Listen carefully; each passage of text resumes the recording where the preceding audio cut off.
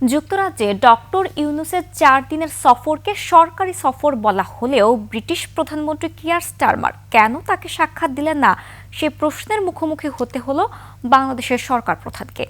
এ সময় British MP tulip সিদ্দিকের দুর্নীতির তদন্ত যথাযথ আইনি প্রক্রিয়ায় সম্পন্ন হবে বলেও জানালেন তিনি। সোহেল সামির রিপোর্ট। একনল অ্যাডভান্সড হাইজিন সোপ, এবার জীবাণু ধুলাবালি ঘাম ক্লিন বোল্ড। 12 জুন লন্ডনে একটি অ্যাওয়ার্ড অনুষ্ঠানে যোগ দিতে গেলে বিবিসির সাংবাদিকের প্রশ্নের মুখে পড়েন বাংলাদেশের প্রধান উপদেষ্টা doctor Mohammad Yunus.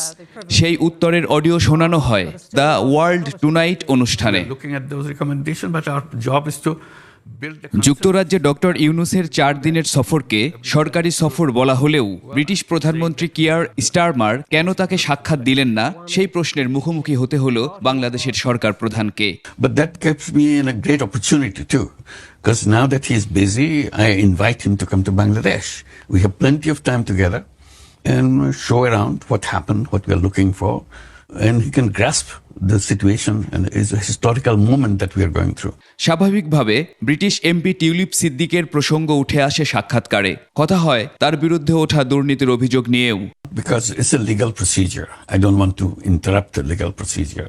Let the procedure continue. জানতে চাওয়া হয় ব্রিটিশ সরকার সাহায্য কমিয়ে দিলে কতটা প্রভাব পড়বে বাংলাদেশের অর্থনীতিতে।